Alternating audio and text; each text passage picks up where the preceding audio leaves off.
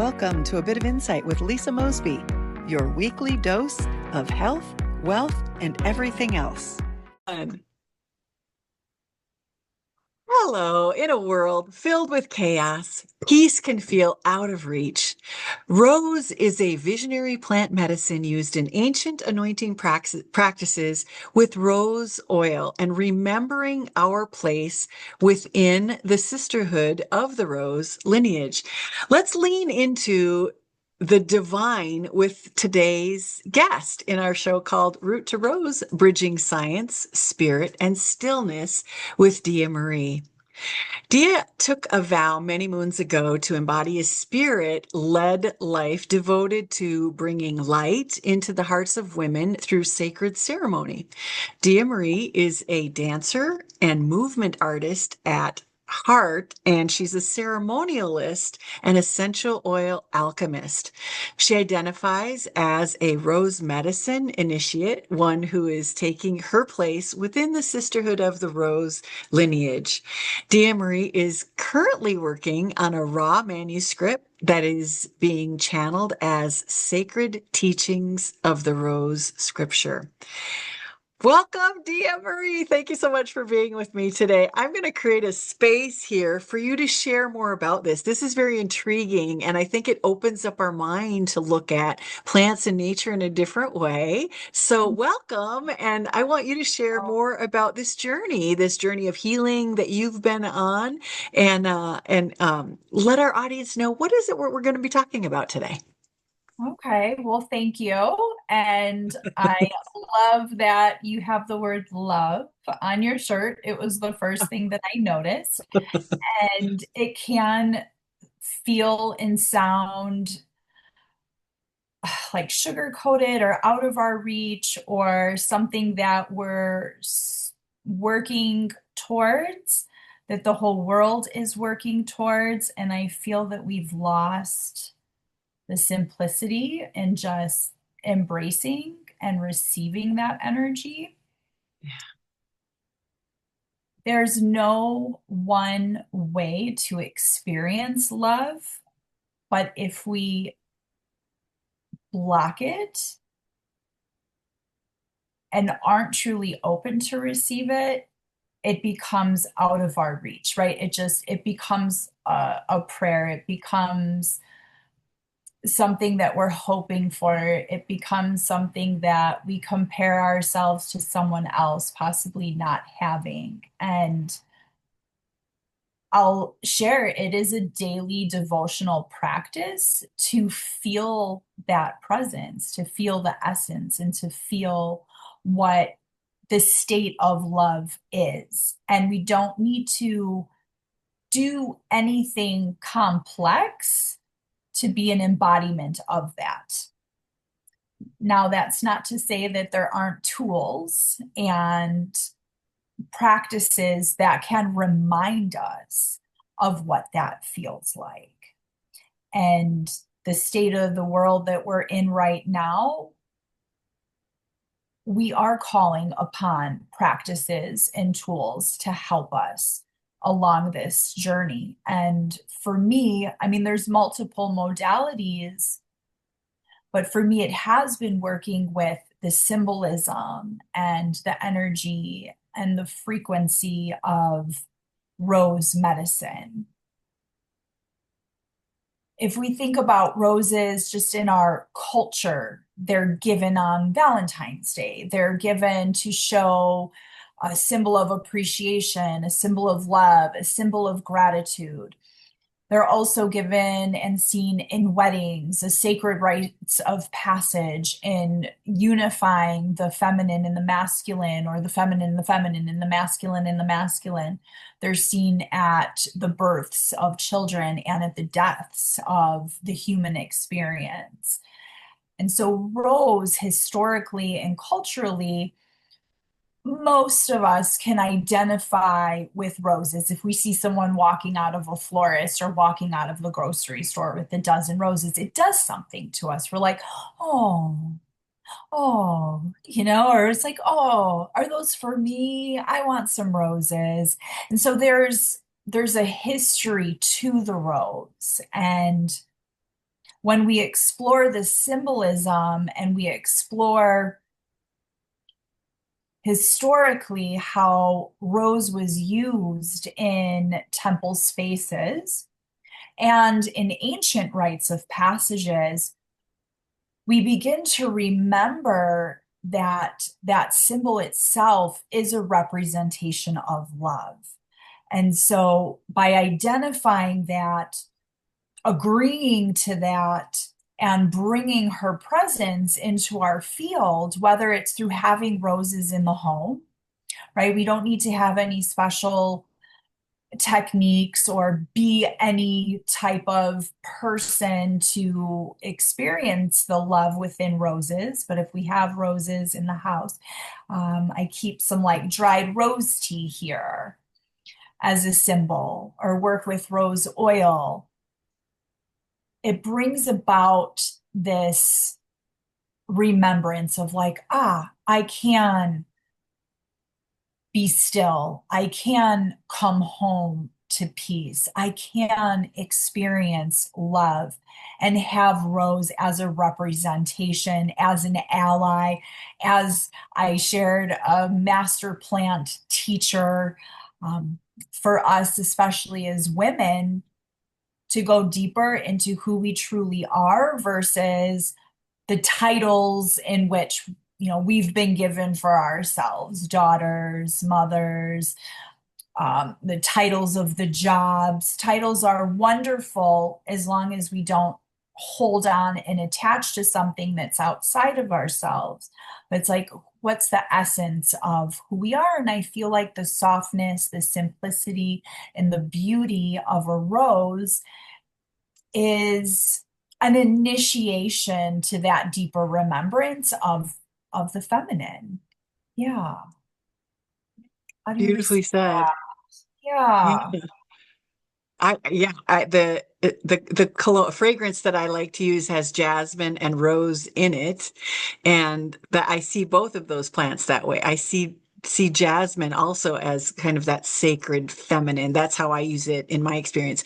And I don't always wear that when I'm out in public, but I always wear it for me at home, which is funny. Most people put perfume on to go out, but nowadays you don't know what you're going to run into or how people will respond to certain scents. And Mhm. I know how I respond to that scent. And I love that rose jasmine combination. And you were referring to it as a master plant, and we use plants as herbalists and as alchemists in medicine, in a medicinal way. How do we use these plants as medicine? But even just holding a rose, we don't have to do anything with it. There is an air of medicine because it heals the heart. It has an affinity for the heart, which represents love, and love. For those of us that are Christian, we believe that Jesus is love. So it's all tied together. We have this natural plant material that we can bring into our space. We can put on in our bodies. We can take in the fragrance of it, and it just envelops us, and we become one with that scent and that energy of that plant. And you also talked about frequency. So there's so much here to unpack.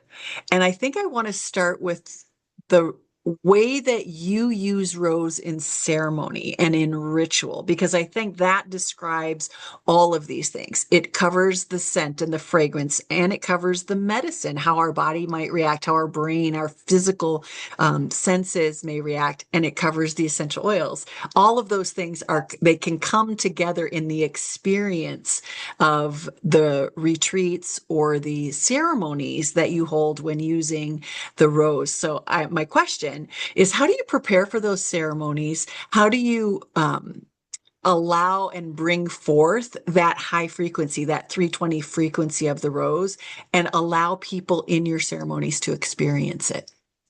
Okay. So, so I do want to, mention, or I feel that, when and it's not about religion, but here's what I love about working with the rose. It's not about religion, right? It's simply about love. So whether you're viewing as a Christian, a Catholic, Judaism, um, it's at its root, it's a flower, And the root, I feel, at all religions is the root of love. And so we can welcome Rose into our home wherever, whatever walk of life that we're on, and bridging the science and the spirit and nature, because it grows in nature. So all of those woven in together, it welcomes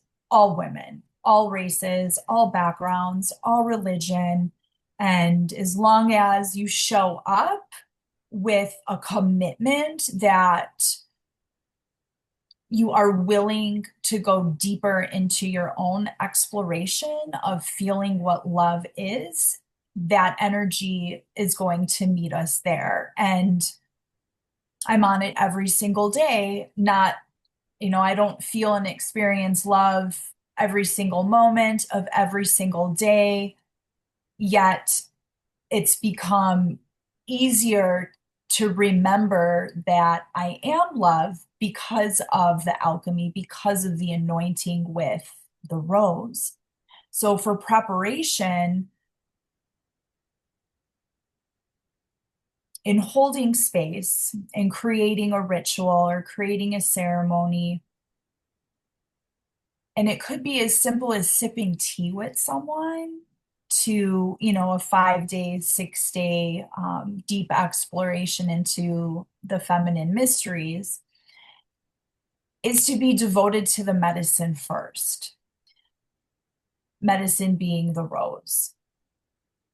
So as I speak words, I feel that I am translating what, like, if a rose was sitting next to me and it could actually speak a language, I'm able to channel the teachings because of the right relationship developed. So, meaning some people sit with blue lotus tea, and that goes back to ancient Egypt. And I wouldn't feel an integrity to speak about blue lotus, although I have knowledge. I've, been in ceremonies with blue lotus, but to represent the energy of the blue lotus wouldn't be in right relationship. And so I feel confident yet humble that I can create beautiful spaces for women because I have a devotion to sipping tea or to anointing myself with rose oil, and truly just being able to speak from my own experience. It's not, this psychic ability where I'm going to predict what anyone else's experience is going to be, because I only know me and I know the depths of me. But what happens is when we really truly understand ourselves and we can speak with that confidence and humility and experience, that's what's relatable versus, a performance like, oh, and we're going to do this and that, and it's going to be beautiful, and we're going to wear these beautiful white outfits and just follow me, and, just trust it. And, being an embodiment and having the medicine in me and being in conversation with other women, that's when it activates and becomes alive, because now we're connecting with one another. We're connecting through the heart. So, just put the whole rose thing aside. When you call a girlfriend and it's like, hey, let's have a cup of coffee. You want to meet for coffee? You want to meet for tea? Like, what happens? Something happens. Like, the world becomes easier. We get to relate on such a level of humanity as women who all share very similar experiences. We've all had or have or had a womb at some point. We've all bled, we've all grieved, we've all had conflict, we've all, had broken hearts. We've all experienced joy. We've all experienced birth. We've all, there's so much that we share together. And working and bringing in some rose medicine, I personally feel it takes us so much deeper. And so bringing it in myself, speaking from experience, opening up a sacred space as an invitation to explore our own journeys and our own paths as divine feminine. And I love that phrase, divine feminine, divine masculine. We're all here through the divine, by the divine. We're here with purpose. And ultimately, I believe we're here to experience love. And I don't feel we can experience it in solitude all the time. And so, whether it's having that cup of rose tea with a sister or going deep into 5, 6, 7 days in a retreat together, you experience alchemy of the soul. You don't leave the same as you came in. You leave with a different perspective. You leave with a lightness and a sense of empowerment too, in that you're discerning to what either adds value or takes away value from your life. And I know that's like those are big statements for a rose. And again, it's the symbology of the rose and how she was used in ceremony in temple spaces thousands of years ago. This isn't, new age work. This is, oh, I'm actually remembering doing this on Egyptian land, or I remember being in this interesting circle with these women and, pouring water on women's hair and rubbing them with honey and, and connecting in such a way of not just survival, but that true essence of being a woman in this world. And when we create context in a ceremonial way, it sort of like temporarily closes the doors and the windows of everything else that is taking place in the world. And it's like all love, all energy is on you, and you have that opportunity to just be in it, to bathe in it, to bask in it, to receive messages and receive teachings from that. And that's the beauty of ceremonial and sacred spaces, working with Rose. Yeah. There's a lot there to unpack. The first thing that sits with me is when you said that it's like the rose is sitting next to you and you're communicating with it. And as an herbalist, that is exactly what we do. We go lay in a field of plants. We go lay in we bring plants into our home. I travel with, I have over 200 essential oils and about 25 different dried herbs because I live out of my car and I'm traveling around the country. I travel with them. I will sit and make tea and have conversations with people because just that cup of tea is a ritual. I have a ritual every morning. I greet the sun with my coffee. When I say coffee, that it's loosely coffee. It has mushrooms in it. It might have dandelion root or chicory root, but I say coffee because it's the morning drink that's warm that people drink. But mine has all of these plants and these oils and things that are coming from nature that allow me to connect with the day as the sun comes up. So there is a sacred language that happens with plants, and herbalists, that's their job, is to study it. It's to consume it, to wear it, to share it, to drink it, to understand how it energetically affects the body because it can heat us up, it can cool us down, it can shift us into, to speed to get the blood flowing faster. It can slow the blood moving down. So there's all these different, and that's why you keep using the word alchemy. This is part of that alchemy process, but it's also the communication of us and how we integrate with the earth and how we integrate with the land. So I love how you bring that together with women and teach them this and allow them to take that in and allow them to go back into their world and find what fits for them. Maybe they're not going to dive into the rose and have the relationship that you have with it, but it's still an access point for people to create their own morning ritual, whether it's the sunrise with tea or the sunset with tea or the sunset with an oil anointing, whatever fits for you, you get to create that ritual. And that I find that to be incredibly beautiful with what you've shared. The other piece is when you went into uh, the ritual itself. It's not when we think of rituals, sometimes I think you said it's not about wearing the white clothes and doing the things, and it's not a show. Ritual is, to me, that's the stillness. When I've seen pictures and videos of you bringing people together in that ritual process, there's a stillness, a spirit of stillness that I experience even through those videos and watching things. And I know you didn't always start with rose. I was fascinated with what you did with the the cacao ceremonies, because again, that's another plant that I feel really connects for so many women. We often talk about chocolate. There's something about it, that raw cacao and drinking of that and consuming of it. And coming together around it. So tying these pieces together, there's a personal healing journey that these things, I know for me, there's a personal healing journey that plants took me through.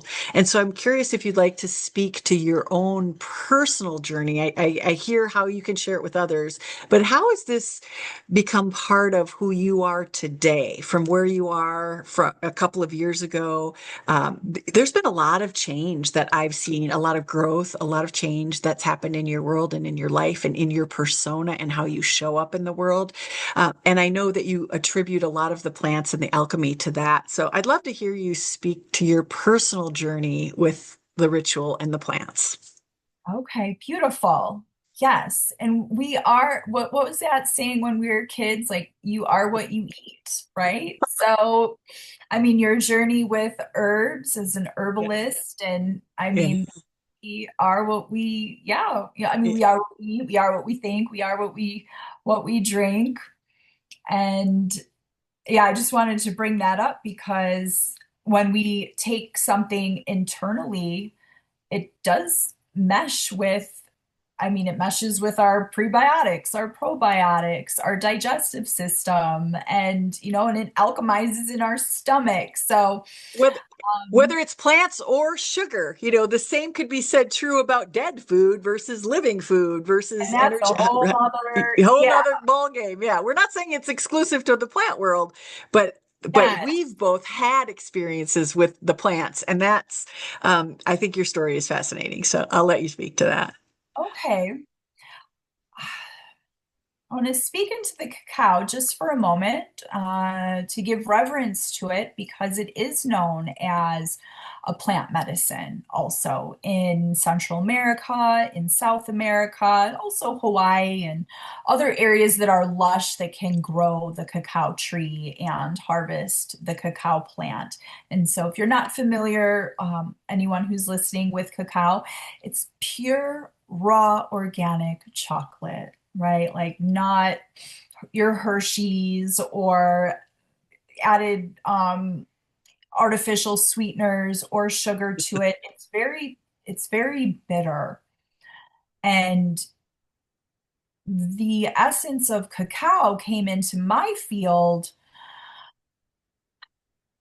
around 2017. And so I don't want to spiral into that story, but I'm very connected to non-psychoactive plant medicines. So the herbs, the chocolate, the rose, which is why I call it, a visionary teacher, things that grow within our earth who are receiving energy, light from the sun, who's being, what's being nourished in the soil. That's medicine for us, whether it's the food, whether it's, a rose, whether it's rosemary, the teas, herbs, oils, things like that. Cacao is in the category of a heart opener. I spent some time in Guatemala because I was really called to work with the women who were packaging this for me when I was ordering it and serving it. And I just felt it was a responsibility to say, hey, let me go to the land which this is being harvested and prayed over by the Guatemalan women. So it's known as a heart opener. And I truly believe that by sitting with cacao for many years, it did just that. You know, it's not really anything that can be explained. It did just that. It opened it opened my heart. And when we have an open heart, we're able to fill any places of, pain or wounding with love. And that takes a level of consciousness because it is so easy to hold on to anger or hold on to pain. What's that? Like you're holding on to a piece of coal and you're only hurting yourself. So it takes a level, I feel, of spiritual maturity to say, okay, this happened. This was my past. This no longer needs to be my present or my future experience. I held, I would say, over 50 ceremonies with serving cacao. And again, I drank it first. Again, it wasn't like, oh, I'm experimenting. Let me hold these safe, sacred containers for you to have an experience. So, the relationship that you get to create, even if it is with, a certain type of tea leaf, I would have it on an altar, just have it in my home and be in a relationship with it in that way, just like we would with our like significant others. We continue to learn about them and about your relationship by spending time, right? By experimenting, by exploring, by letting go of the attachment of what this actually needs to be or having expectations. It's a natural process of relationship. And it is a calling. Not everyone's called to cacao, and that's fine. Not everyone's called to, psilocybin mushrooms. Not everyone's called to an ayahuasca. Not everyone will be called to rose medicine. But what you are, when you do get curious or a calling, first build that relationship just by having it in your space. And I truly believe that the cacao led me to a place of having an open heart, doing a lot of deep inner healing of, past relationships. And then Rose presented herself when she wanted me to lean into, I'd say, the role of a teacher myself. And I'm a teacher at heart. I taught elementary school for 11 years. I worked with second graders for so many years. I've taught dance, I've taught ballet. Like I've taught meditation, I teach yoga. So there's some, my DNA, if we were to take a DNA test from like 3000 BC, I'm sure I was a teacher. I was a feminine leader of some sort. I always taught what I embodied. And rose medicine is taking me deeper into that initiation of taking the role of leadership. Yeah, I'm going to pause there. I hope that answers. I kind of, yeah. Yeah, that's the journey. That's the journey. Hmm. Sure.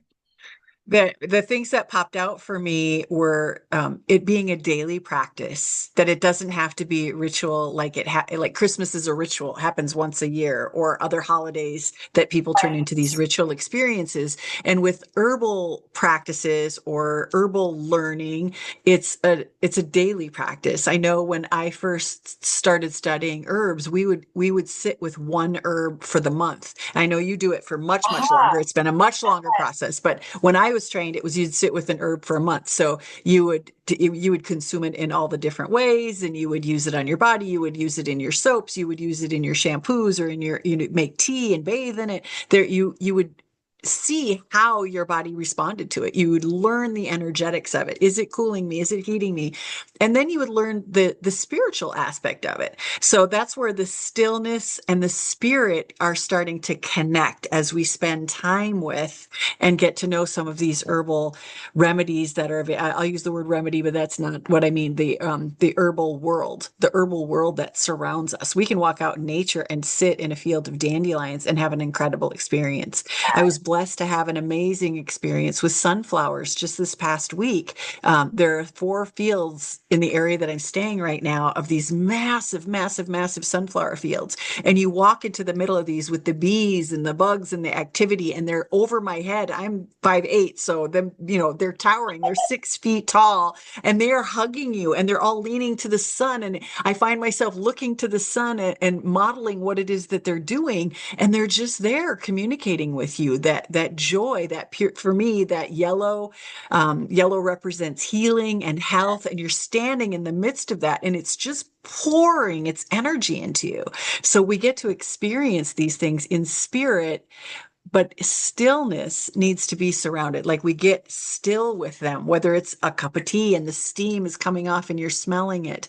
I keep coming back to the ritual. I don't mean to do that, but everything, I am very ritualistic in how I live my life. Everything, I have these ritual practices, like even when I take a bath or when I take a shower, I have certain perfumes or certain soaps or certain towels, the way that I, tie my hair up, all of those things, because it just brings us to that place. And I'm going to come back to that word, love, where we started this whole conversation.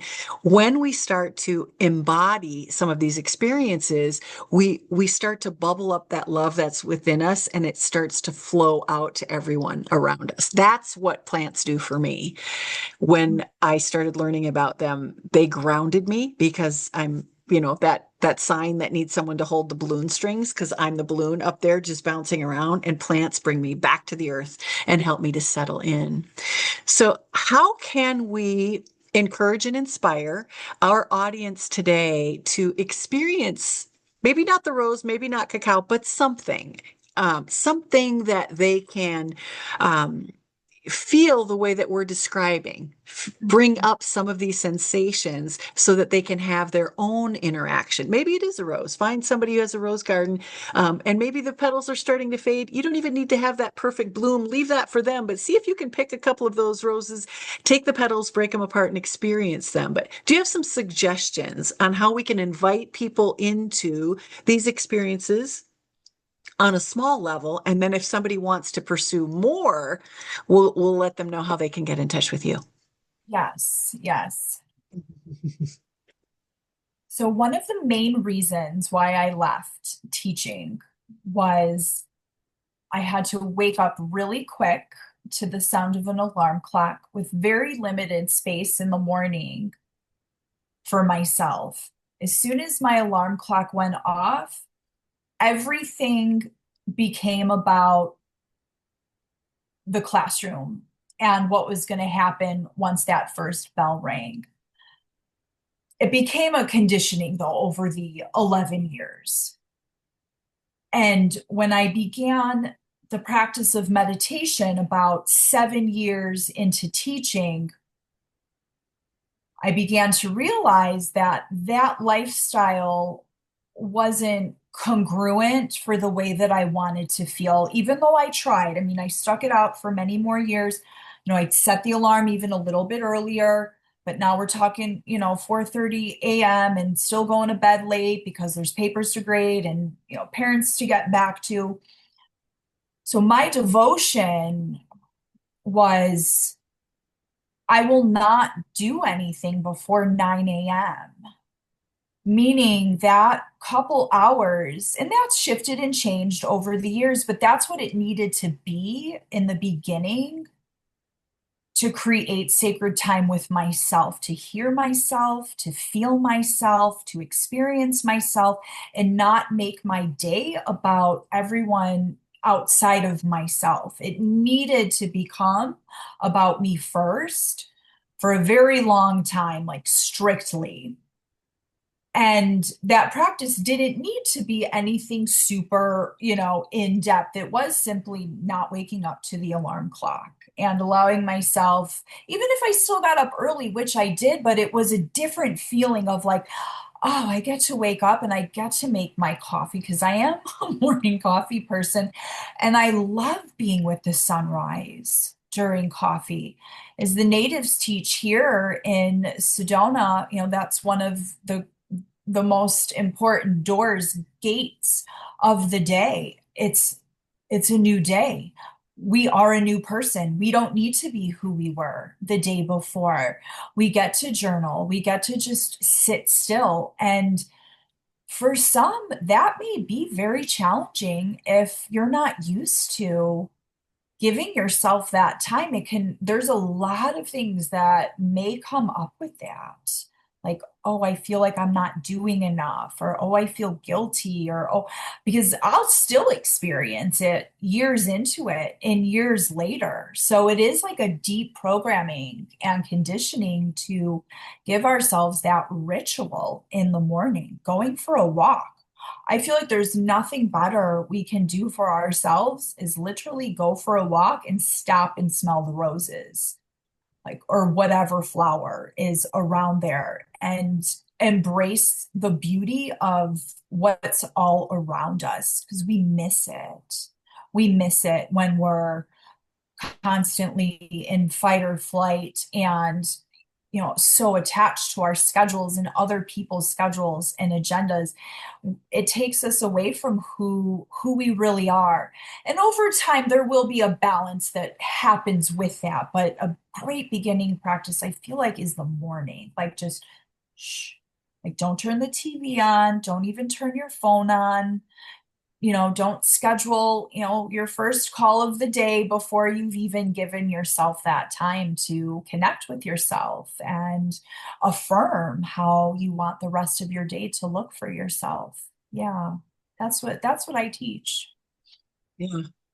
There's Mhm. something that happens when we come together for retreats in sacred circles, when we join together in community, and we're drawn to that. And people walk away from that filled up, their cup is full. And then we get back into our real life and somehow we seem to lose that. And so the idea is pick a time, morning, noon, night, whenever it is for you. Find that space in your world because I know the majority of the listeners here have probably been on some sort of a retreat of some sort. You've gone away for a weekend, you've done a girls' weekend. There's just an energy, a vibrance that comes through you when you get to come in community like that.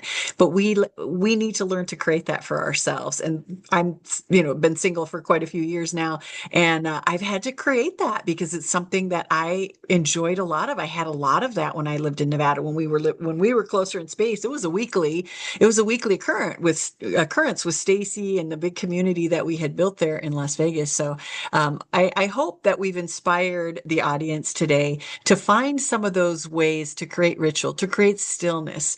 I struggle a lot with peace. I've had a lot, a tumultuous ups and downs, a divorce, and taking care of my parents for 7 years. And the thing that stayed consistent is I could close my eyes, take a breath, and find that peace and stillness within my own heart. Just take time for me throughout the day, whether it was on the hour, whether it was at sunrise, at sunset, but finding that peace. And sometimes scents, like the rose that has a high frequency, can help us to get there quickly. We can smell those essential oils, we can put them on our bodies, and we can calm our nervous system down, and we can take a minute for ourselves. If that's where you need to start, if that's your entry point, today we're here to bring you back to yourself, to introduce you to the journey of getting back to yourself and finding that peace and calm. Dia, if people want to connect with you, maybe attend one of your retreats or go deeper on this subject, where do they find you? Right now, Instagram is the best place to connect with me, and they can find me at Root to Rose Alchemy. And you can, yeah, view some of my live videos that I do on there. I am pretty consistent with connecting with my audience. This way you can get to know who I am, not just, through a post or written words, but get to know me, my voice, my energy, my frequency, and ask any questions through there.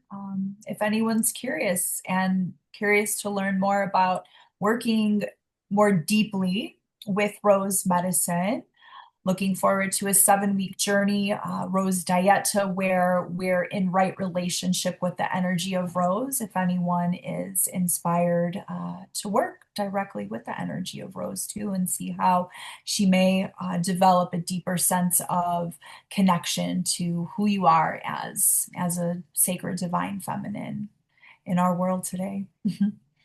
Beautiful.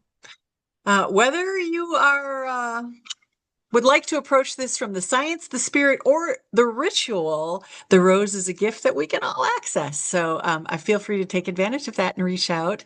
To my listeners, maybe today you had an opportunity to pause. We've reflected on a lot of different things, and I would invite you, like I do every week. There's some sort of a challenge or invitation. I would invite you to find that fragrance, find that scent, whether it's the dandelion outside or my grandmother loved peonies. Maybe you say peonies, but peonies. Find that flower that's in your yard. Close your eyes, take a deep breath, bring that in, and just sit with it for 5, 10, 15, or 20 minutes. 20 minutes can change your brain. It can change your body.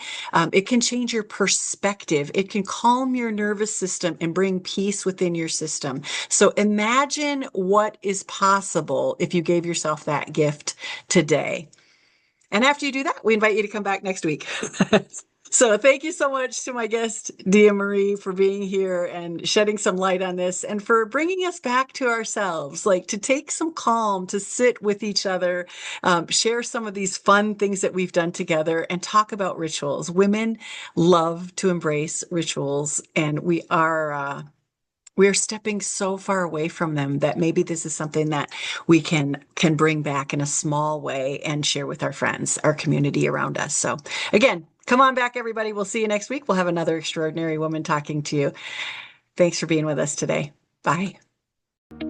Thanks for joining me on A Bit of Insight. To get more involved with our wellness community, grab a copy of my book, Live Well, Travel Far, or to explore our travel offerings, visit the website at insightcenterforwellness.com. And if today's episode gave you something to think about, leave a review and please share it with a friend. This is Lisa Mosby reminding you to live well, travel far, and always follow your insight.